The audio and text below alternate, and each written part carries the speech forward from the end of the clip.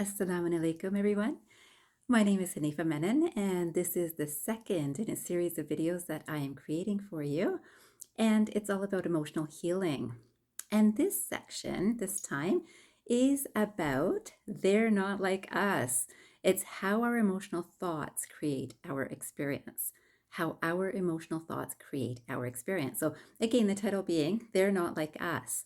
Now, when would we think these sorts of things? I thought I would help you go through some contemplation about how these sorts of thoughts have been filtering through our minds and through our lives and through our society and how it contributes to our experience. So we can think the simplest thing, right? So we can look at another country and say, oh, they're not like us. I'm so much happier here. Or they're not like us. That's so much better there, right? And both of those things come from what's known as an ego perspective. The ego sees differences and it sees what's better than or lesser than. And so makes me feel better than them or makes me feel less than them, right? That sort of idea. So this is very easy to see when we're looking at different countries, right? But then we can bring it in a little bit and think, well, we kind of think about this about different cities. So here I am in Canada, and oftentimes people will say, well, Toronto's like this, but Oakville's like this. And I've lived in both. And this is interesting, right? Because again, this is better or this is not as good, right? So both of that those different aspects can be said in those words because someone will say that this is better or not better. We can even see different provinces doing the same thing too, right? They're like us, they're not like us. Most of the time, it's they're not like us, they're not like us.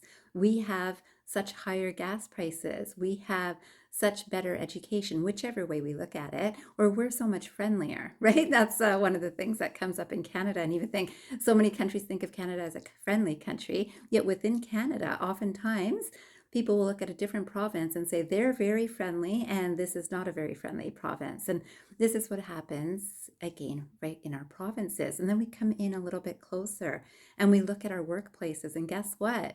Oh, administration is so not easy, or administration really knows what's going on, right? So, this is a very common theme, right? We are always doing that comparison, and they're not like us. So, whichever group I'm in, the other is not like us.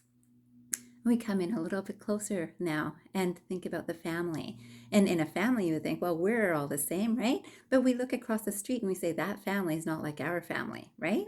And a lot of people grow up this way. So this is a energy that has been right within a family, and we come in even closer now. So in a family, there might be two kids and two parents, and it'll be the kids saying our parents are like this, or the parents saying our kids are like this, right? And then we further individualize it. And we say, well, that child is like this, and it's not like me. It's more, that child is more like, let's say that the son is more like their mother, and the daughter is more like the father. And we start noticing the differences. Now, all of this that we're talking about can be truth, but the more we separate ourselves from each other, the less we start seeing the commonalities amongst us. And the fact is, humans are humans, and humans have a loving, beautiful space within ourselves. And the more we look for differences, the more we forget about that common loving space that's within all of us. And so today I would love for you to sit down and think about this idea. Now, remember, this was about emotional healing, right? So, how our emotional thoughts create our experience. Now, remember, when I'm feeling fearful about another country, I will not like it, right? If I feel really kind towards another country, maybe it's the country I was born in, and I will feel a gentleness there, right? And even if it's a country I was born in, if I left in a wartime, I'm not going to feel so comfortable about it, right? And it might still be the other people that were there that made things not easy, but it already raises a level of fear. And when that fear is there, then there is an uncertainty, and that uncertainty does not allow us to feel love for each other. Now, we might think that when something is very far from us, we don't have to worry about it, right? So, okay, we're away from a country that we might be not so comfortable with or might have left on not such easy times. But Now we're here and we still carry that fear. And now we still look at others with fear. Now, when we come right down to the family, we're not really looking from fear, but we are looking from judgment. And those are both low vibration energies. And when we look from judgment, we feel a little bit better than or not as good as the other person. And that doesn't build up our strength. So, the one practice that we can get into is to recognize first how we feel and then recognize that, wow, you know what? I bet there's something really loving in my family member. What's the part that I love most about them? Start with that.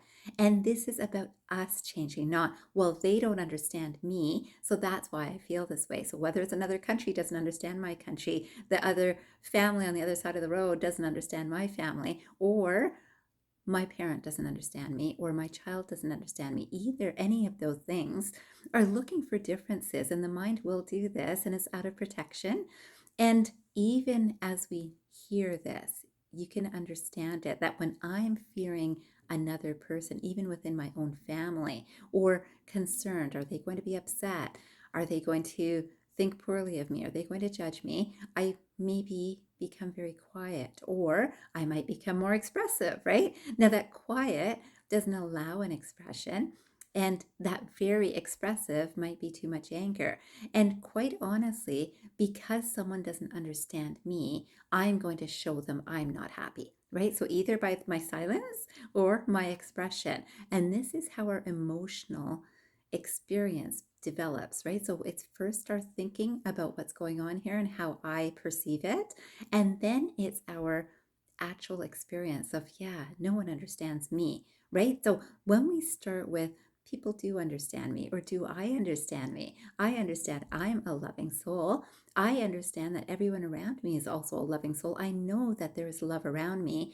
Look for that love around you, and you'll start that, it will start to expand. And you can do the same exercise whether you're in your home, whether you're just with in a relationship, right? So any relationship, parent, child, um, partners, or larger families, or the company you work in, or the country you're part of, or the world we're all part of.